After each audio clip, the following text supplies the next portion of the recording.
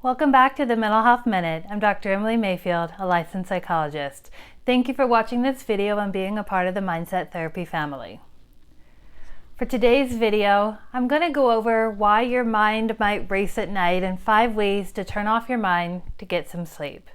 But first, if you haven't already, please consider subscribing to my channel. There have been several new subscribers and I thank you for joining the Mindset Therapy family. As the number of subscribers grows, the channel can also grow and work towards reducing the stigma of mental health.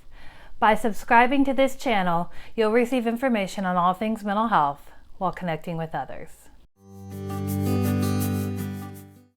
Sleep, a time to refresh, relax, and forget about what's happening in your life. Sleep can be a wonderful escape from an otherwise hectic life and the opportunity to dream about positive things happening around you. However, for some people, sleep is not such an idyllic pastime. The thought of sleep can bring stress, worry, and anxiety because they have trouble falling or staying asleep.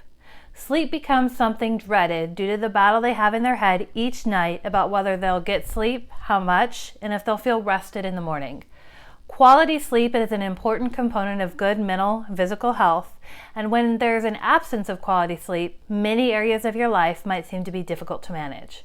While there are many possible causes for sleep issues, one common cause is a racing mind, or the inability to turn off your thoughts as you're laying in bed.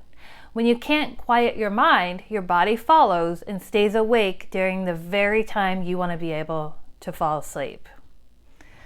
Why does your mind race at night? When you find your mind racing at night, you likely are worrying about anything and everything. Whether you locked the doors, turned off the oven and lights, told the kids goodnight, walked the dog, did a good job at work today, will be able to keep your job, and whether you'll always have trouble falling asleep. The things that pop into your head when you're sleeping are endless. Once you get on the train of worry, you have no way to get off and find yourself worrying all night. Yet again, experiencing a night with no sleep. When you're experiencing increased periods of stress and anxiety, you might find that your sleep worsens. As your sleep worsens, your stress and anxiety increase, and you have fallen into a pattern of poor sleep, increased stress, and repeat. When you are experiencing stress and anxiety, you activate the fight, flight, or freeze response. This system leads to activation of many body systems with the goal of keeping you safe. You become more alert and aware of your surroundings as you look for the dangerous situation. When you have this system activated, sleep is not at the forefront of your survival mind. In fact, that's exactly counter to what your body intends. Activation of the stress system when you're stressed directly impacts your ability to sleep. If you remain stressed and anxious and your body thinks that there's a danger out there, your sleep will be affected. Another reason your mind races at night is because it's quiet and there's no noise in your surroundings. The lights are low, the kids and housemates are asleep, and now you have silence. With the silence outside of your head comes increased noise inside your head. Your thoughts become louder and more prominent because there's nothing to quiet them when you're laying in your bed doing nothing. So what can you do to stop the racing thoughts and get some sleep? Techniques to stop the racing thoughts to allow you to get some sleep are primarily behavioral, meaning there are actions you can take as a way to decrease your worry thoughts and the impact that they have on you. One technique is mindfulness. So mindfulness is the ability to be fully aware in the present. When you are mindful, you are free of distraction or judgment. You don't think about what needs to get done or how you should be doing something else. You accept where you are right now. Oftentimes, people will have a thought come into their head and interpret that as a cue they should do something with that thought. They latch onto the thought and start to think about what it means, why it came up, and what they need to do with this thought. When you are trying to sleep, problem-solving a thought that has passed through your mind is ineffective and unnecessary. When you can be mindful, you acknowledge the thought as it comes into your mind while letting it pass through with no need to do something with it. Another technique you can use is relaxation.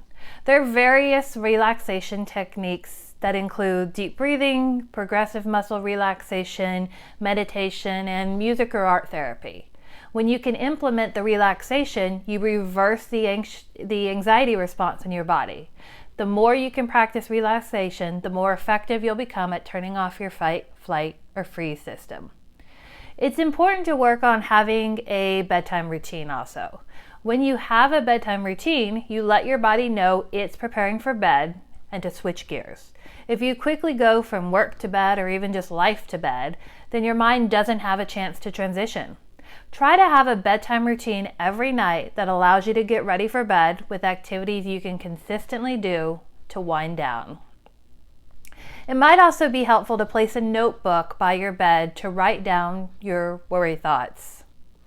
When you are lying in bed thinking of everything that needs to get done, you tend to want to hold on to those thoughts because you don't want to forget them and have something fall through the cracks.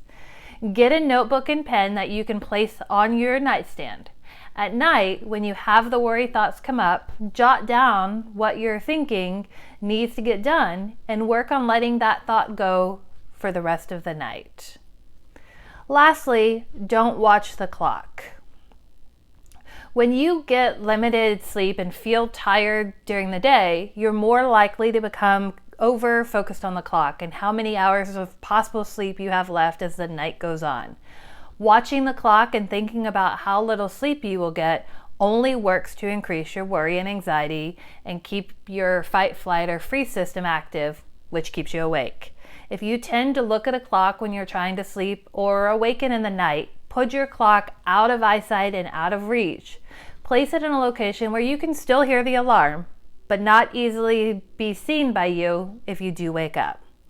If you've tried these techniques and they don't work, consider meeting with a therapist to discuss other therapy techniques available to you.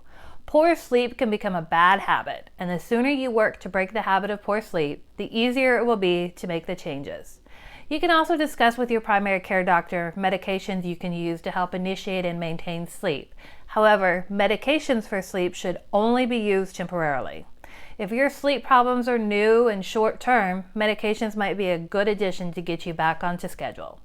However, for long-term sleep issues, you would benefit from meeting with a mental health counselor to discuss the causes of your sleep issues so those specific causes can be addressed.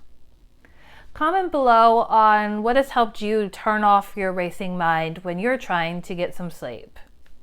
Also, if you enjoyed the content of this video, please give it a thumbs up. If you haven't already, hit that subscribe button to be a part of the Mindset Therapy family. I look forward to seeing you at the next video. Have a good day.